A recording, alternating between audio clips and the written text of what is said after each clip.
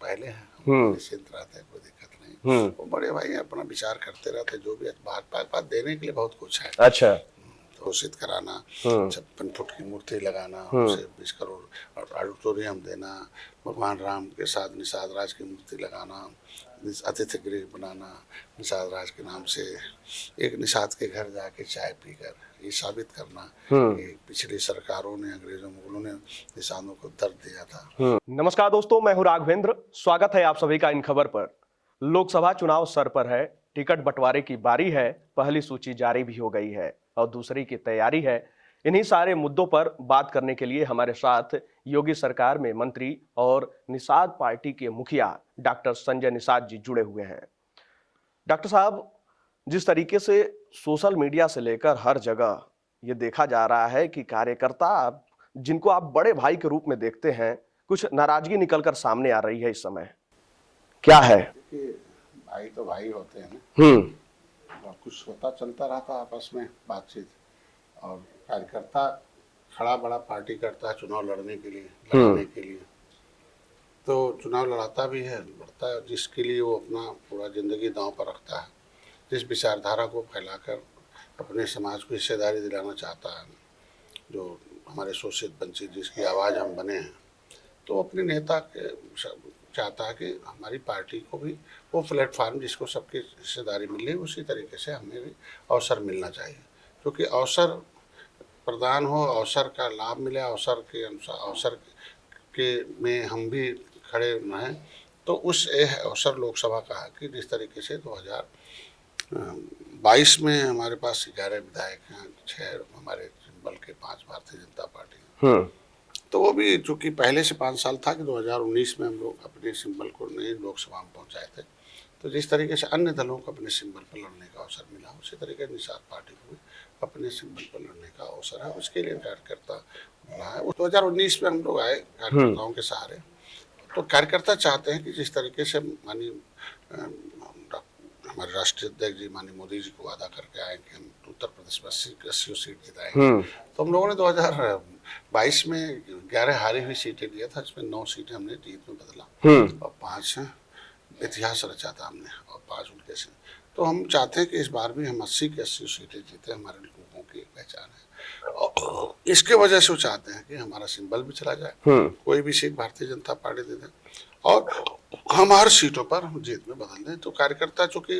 अपना क्या कह के वोट मांगेगा, निषाद को हमने कर दिया राष्ट्रीय अध्यक्ष बेटा लड़ा, परिवार का बेटा भले, भारतीय जनता पार्टी का भी वो परिवार है, और वो परिवार समझ के 2023 में हम आए थे, तो हमें लड़ाने की बात थी, क्योंकि हम को जीत नहीं दिला पा रही थी बीजेपी, इसलिए इंजीनियर प्रवीण साहब को तो शामिल कराया था कि लड़ाना है कि नहीं लड़ाना है, तो लड़ाया। तो अगर उन्होंने 2022 में लड़ाया था, 23 मतलब 19 में, 2024 में भी उन्होंने किया, प्रत्याशी बना दिया है, प्रत्याशी बनाया, तो ठीक है, हमारे लोग लगे,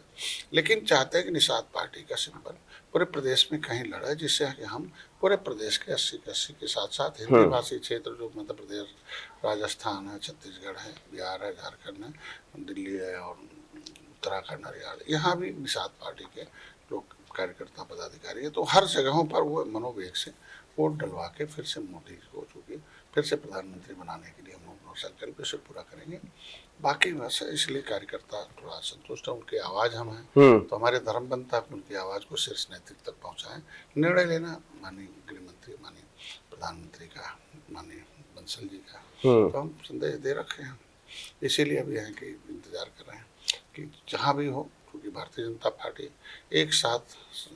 बिना भेदभाव के सबके साथ है। कार्यकर्ताओं में संचार भरना चाहते हैं, निश्चित रूप से उनको, भाई मैं उनका अगुवा हूँ, उनकी लड़ाई लड़ रहा हूँ, उनकी आवाज़ बन कर रहा हूँ, प्रधानमंत्री गृह मंत्री तक पहुँचा रहा हूँ, तो ये हमारा धर्म बनता है, और उनकी उम्मीद है, तो उस उम्मीद है कार्यकर्ताओं की आवाज़ हम यहाँ पहुँचा रहे हैं। बिल्कुल। एक सीटें तो मिली हुई हैं, लेकिन आप ये चाहते हैं कि प्रत्याशी आपका हो या फिर भाजपा की रजामंदी से सिंबल आपका हो? सिंबल हमारा हो, वैसे भी प्रत्याशी पहले भी भारतीय जनता पार्टी के पसंद से ही हम लोग उतारते रहे, चूंकि बड़े भाई हैं, उनके पास तंत्र वाला जीत कौन सकता है, इसीलिए तो उनके साथ गार्जियन के रूप में गृह मंत्री, तभी तो हमने 11 सीटें हारी लिया, 9 जीत कर दिखाया था। 70 का इतिहास रहा, कभी नहीं जीती थी भारतीय। तो इसी तरीके से हम लोग जो उत्तर प्रदेश में भी पिछली बार हमारी कुछ सीटें कमजोर थी, तो उसे मैं चाहता हूँ कि उसमें भी हमें अवसर मिलेगा, तो वहाँ भी निषाद बहुत अधिक है, तो किसी सीट पर लड़ा देगा, हम लोग जीत में उसे बदल के दिखा दें। किन आधार पे आप कह रहे हैं कि हम जीत लेकर आ जाएंगे? कार्यकर्ता हमारे पास है, वोट है, वहाँ संगठन है, निषाद पार्टी के कार्यकर्ता, भारतीय जनता पार्टी कार्यकर्ता, जब वो जीत का समीकरण बताते हैं, इतना हमारा वोट है, इतना उनका है, तो अपने आप वोट आ जाता है। और जीत के समीकरण, 2 सेना जब लगती है तो इसे जीता जाता है, और जीत कर दिखाया भी। सेना का जिक्र किए हैं आप, तो बार बार त्रेता युग का भी जिक्र करते हैं कि भगवान राम की सेना को जो है निषाद राज ने किस तरीके से दिया था, और भगवान राम ने जो है लंका पे विजय प्राप्ति की थी। देखिए, हम तो सौभाग्यशाली हैं कि त्रेता में भगवान राम ने निषाद राज को गले लगाया था, रावण राज खत्म किया। इस युग में भी एक निषाद राज के वंशज के बेटे को डॉक्टर मोदी योगी ने गले लगाया, और हमें भी अवसर मिला कि अपनी भारतीय संस्कृति, जो हमारी निषाद का इतिहास मिट रहा था, उसे भी स्थापित करने में भारतीय जनता और निषादों के लिए हमें नीति बनाकर उनको विकास की मुख्यधारा में लाने के लिए प्रधानमंत्री मत्स्य संपदा योजना, उनके लिए फ्री का बीमा है, फिशरीज क्रेडिट कार्ड है, और मुख्यमंत्री संपदा योजना, निषाद राज बोट योजना, मछुआ कल्याण कोष है, ये नीतियां बनाकर उनको विकास की धारा में लाने के लिए हम लोग अवसर प्राप्त है, इसलिए ये हम लोग सौभाग्यशाली हैं। बिल्कुल, आप जो है लगातार इस बात को भी कह रहे हैं कि जो है एनडीए अब की बार 400 पार, तो किन आधारों पर 400 पार हो रहा है? देखिए, इससे पहले सपा बसपा एक हुई थी 2019 में, फिर हम 18% आबादी मोदी के साथ खड़े हुए, ऐतिहासिक जीत आ गई। अभी सपा इस बार अलग लड़ रही, बसपा लड़ रही, और हमारा जो कुनबा हुआ आगे आगे बढ़ रहा, और हर जाति को, धर्म को साधने का अवसर है। 2019 में हम 23 दिन पहले आए थे, 5 साल पूरा हो गया है, तो हमें भी विस्तार करने में, उनको सहयोग करने में अवसर है, इसलिए सब 400 पार एनडीए सरकार हो। सपा का जिक्र किए हैं, आपके पुराने साथी रहे हैं अखिलेश यादव, अभी हाल ही में जो है नरेंद्र मोदी जी की सरकार को जो है हिटलर के शासन से तुलना किए हैं, उस पर क्या कहेंगे? उनका निजी बयान हो सकता है, लेकिन मोदी जी पहले प्रधानमंत्री हैं कि जो वो कर दिए वो कोई नहीं कर सकता। निचले पावदान पर रहने वाले व्यक्ति को कोई सोचता नहीं था, जो पॉलिटिकल पार्टनर होना चाहिए वो पार्ट बनकर घूम रहा था। 80 करोड़ लोगों को अनाज, पहले की सरकार थी यही, अनाज गोदामों में सड़ रहा था, गरीबों को मर रहा था, अनाज, मकान देना, इलाज कराने की व्यवस्था कराना, और तमाम जन कल्याणकारी नीतियाँ, महिलाओं के सशक्तिकरण के लिए। आज के दिन में ये निचले गांव में रहने वाली, पहले की सरकार कहती थी हम 100 रुपये भेजते हैं तो 85 खा जाते हैं, 15 पहुँचता, और सीधे आज के दिन में डीबीटी के माध्यम से किसानों के और किसी भी लाभार्थी के खाते में, तो ये बहुत बड़ा बदलाव है। और देश दुनिया में भारत का जो स्थान प्राप्त कराया, अर्थव्यवस्था 5वें नंबर पर लाना, 3रे नंबर पर आने, इससे फिर से विश्व को G20 का नेतृत्व करना, जन कल्याणकारी नीतियाँ बना के फिर से धरातल पर लोगों को, तो ये सब नीतियाँ हैं जो मोदी जी को है, इसीलिए सभी जाति, सभी धर्म के लोग मोदी के साथ खड़े हैं। बिल्कुल, ये कार्यकर्ताओं की जो मांग है, अभी कुछ दिन पहले आप अपने बड़े भाइयों से मुलाकात भी किए थे, निमंत्रण देने के लिए गए थे, तो उस समय क्या बातचीत हुई थी? उन्होंने कहा था कि अभी शादी करो और समय आने पर हो जाएगा, अभी समय है, वो निर्णय करते रहते हैं। अभी तो पहली लिस्ट निकली है ना, दूसरी तीसरी निकलती रहती है। हमें तो अंतिम, जब 2019 में जब अंतिम फेज में उन्होंने अवसर दिया था, तो अभी तो बहुत पहले हैं, हम निश्चिंत रहते हैं, कोई दिक्कत नहीं। वो बड़े भाई अपना विचार करते रहते, जो भी बात देने के लिए बहुत कुछ है। अच्छा, तो हमको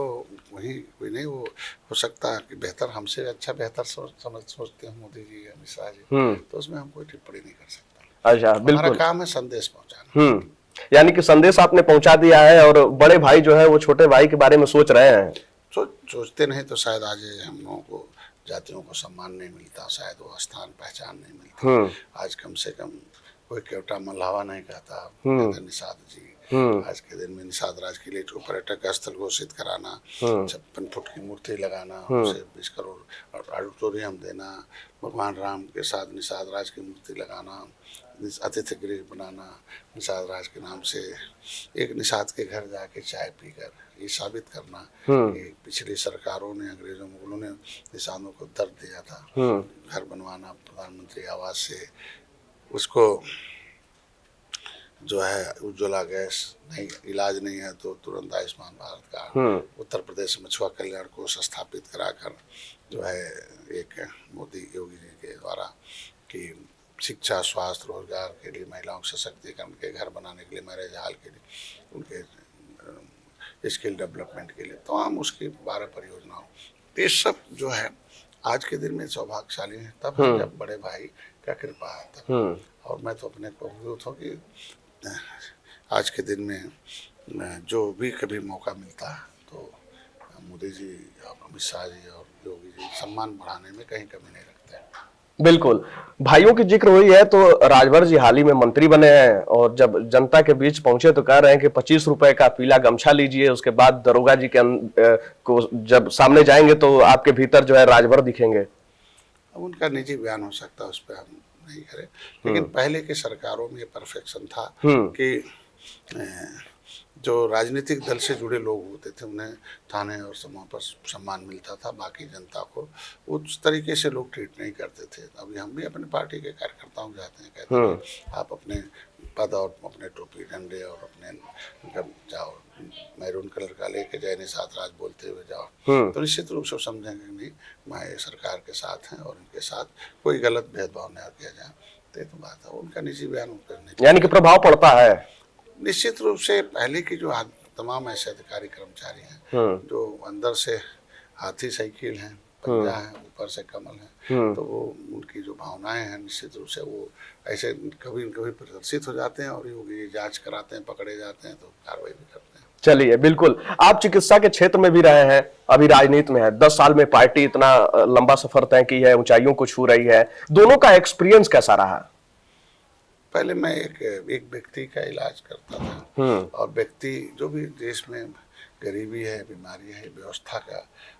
का शिकार है, राजनीति के शिकार है। अब देखो मोदी जी ने पर्यावरण पर जोर दिया, खाने पर, मिलेट्स पर जोर दिया, किस तरीके से इंफ्रास्ट्रक्चर है, माल न्यूट्रिशन से कमी है, खाना,